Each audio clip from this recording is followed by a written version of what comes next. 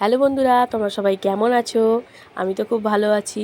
হালকা একটু ঠান্ডা লেগেছে, তো কিছু না, সিজনেরও হতেই থাকে।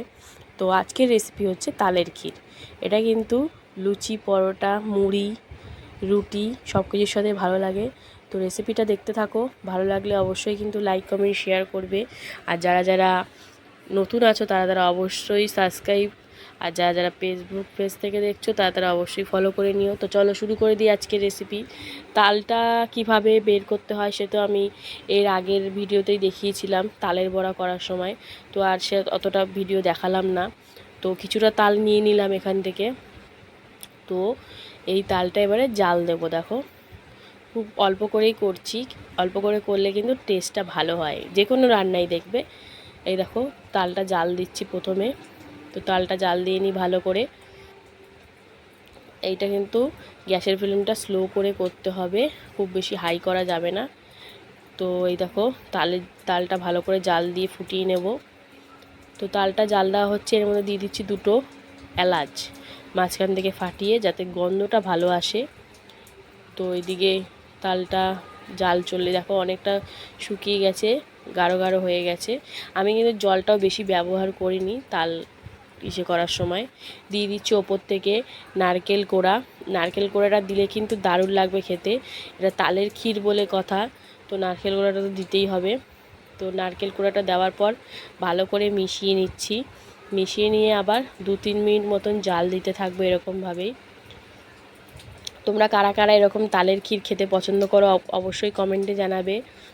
আমার তো খুব ভালো লাগে। তো এটা আবার 2-3 মিনিট মতন একটু জাল দেবো, নাড়তে হবে। এই দেখো, তালের ক্ষীরটা কি সুন্দর জাল দিয়েছি। এবারে এতে দিয়ে দেবো কাজু আর কিশমিশ ওপর থেকে। তারপরে দিয়ে দেবো এতে চিনি। মিষ্টি তো হতেই লাগবে, মিষ্টি না হলে তো ক্ষীর বলেছে কেন। মিষ্টিটা পরিমাণ বুঝে দেবে, যে যতটা পরিমাণে করবে।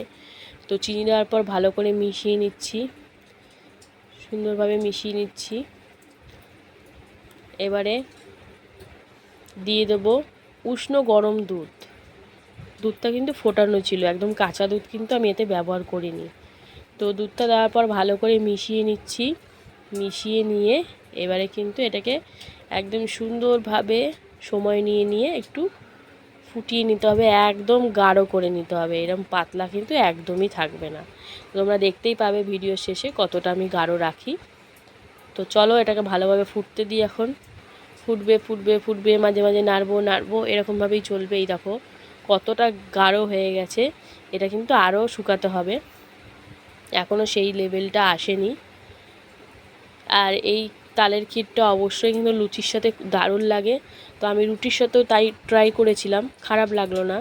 আর অনেকে মুড়ির সাথেও খায়, ভালোই লাগে।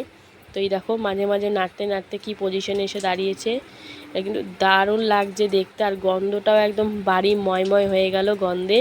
তালের গন্ধতে এমনি ভালো লাগে, আর তার মধ্যে পড়েছে দুধ, কাজু, কিশমিশ, তারপরে এলাচ, এতে তো আরোই সুন্দর হয়ে গেছে। তো এরকমভাবে শুকনো শুকনো করে কিন্তু করে নেব। এই দেখো একদম শুকনো শুকনোভাবে করে নিয়েছি। তো এইবারে কিন্তু গ্যাসের ফ্লেমটা অফ করে আমি নামিয়ে নেব। তো চলো নামিয়ে নিই। আর এটা ঠান্ডা বলো গরম বলো, রুটি, লুচি, পরোটা, মুড়ির সাথে পরিবেশন করো, খুব ভালো লাগবে। আর আমার ভিডিও যদি তোমাদের ভালো লাগে অবশ্যই লাইক কমেন্ট শেয়ার করবে। আর এরকম নতুন নতুন রেসিপি ভিডিও পেতে অবশ্যই আমার পাশে দেখো। যারা ইউটিউব থেকে দেখছো তারা অবশ্যই নতুন হলে সাবস্ক্রাইব করে নেবে, আর পুরনোরা অবশ্যই পাশে থাকবে। আর যারা ফেসবুক পেজ থেকে দেখছো তারা পেজটা অবশ্যই ফলো করে নেবে। তো আজকের মতন টাটা।